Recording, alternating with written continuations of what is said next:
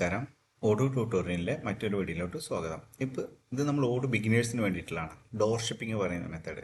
ഇപ്പോൾ നമുക്ക് ചിലപ്പോൾ വെയർ ഹൗസ് ഉണ്ടാവില്ല, ചിലപ്പോൾ ഉണ്ടാകും. ഇപ്പോൾ എന്ത് ചെയ്യും, നമ്മൾ ഒരു കസ്റ്റമറുടെ സെയിൽസ് ഓർഡർ കൺഫേം ചെയ്യുമ്പോൾ നമ്മൾ എന്ത് ചെയ്യും, നമ്മുടെ ലൊക്കേഷനിലോട്ട് വരാതെ ആ പ്രോഡക്റ്റ് പർച്ചേസ് ചെയ്ത പ്രോഡക്റ്റ് നേരിട്ട് കസ്റ്റമറുടെ ലൊക്കേഷനിലോട്ട് എത്തുന്നത്. ഓക്കെ, ഇപ്പം നമ്മൾ സെയിൽസ് ഓർഡർ ക്രിയേറ്റ് ചെയ്തു. അപ്പോൾ തന്നെ എന്ത് ചെയ്യും, ഓട്ടോമാറ്റിക്കായിട്ട് പർച്ചേസ് ഓർഡർ ക്രിയേറ്റ് ആകും. പർച്ചേസ് ഓർഡർ കൺഫേം ചെയ്യുമ്പോൾ നമുക്ക് ഓട്ടോമാറ്റിക്കായിട്ട് സെയിൽസിൽ ഡെലിവറിയുടെ പകരം ഡോർഷിപ്പ് പറയുന്ന ഓപ്ഷൻ ഉണ്ട്. അപ്പോൾ അതിനെക്കുറിച്ചിട്ടുള്ള വീഡിയോ ആണ്. ഞാൻ വീഡിയോയിലോട്ട് പോവാം.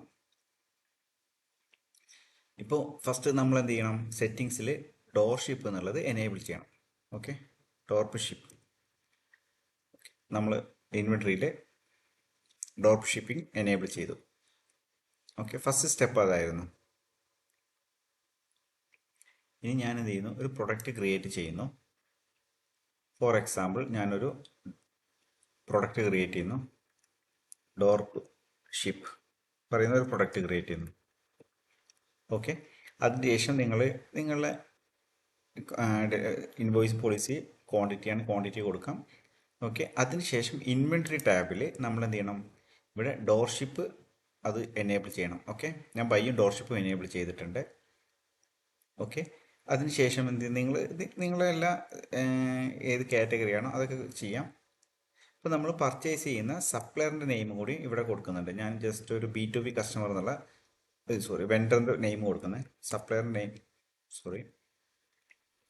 ഓക്കെ, ഒരു വെണ്ടറിൻ്റെ നെയിം കൊടുക്കുന്നു, സേവ് ചെയ്തു. ഓക്കെ, ഫസ്റ്റ് സ്റ്റെപ്പ് കഴിഞ്ഞ് നമ്മൾ ഫസ്റ്റ് സ്റ്റെപ്പ് പറഞ്ഞാൽ ഡോർഷിപ്പ് എനേബിൾ ചെയ്യായിരുന്നു. പിന്നെ പ്രൊഡക്റ്റിൽ നമ്മൾ എന്ത് ചെയ്യണം, ഡിഫൈൻ ചെയ്യണം. അപ്പം ഞാനൊരു സെയിൽസ് ഓർഡർ ക്രിയേറ്റ് ചെയ്യുന്നു. ഇപ്പം ഞാനൊരു കസ്റ്റമർ 1 എന്ന് പറയുന്ന ആൾക്ക് ഈ ഡോർഷിപ്പ് പറയുന്ന പ്രൊഡക്റ്റ് വേണം. ഡോർഷിപ്പ് ന്യൂ എന്നാണ് എൻ്റെ പ്രൊഡക്റ്റ്. ഓക്കെ, ക്വാണ്ടിറ്റി പ്രൈസ് ഒക്കെ കൊടുത്തു. ഞാൻ ടാക്സ് ഒഴിവാക്കുന്നു, ഈസി ആയിട്ട് പെട്ടെന്ന് മനസ്സിലാൻ വേണ്ടിയിട്ട്.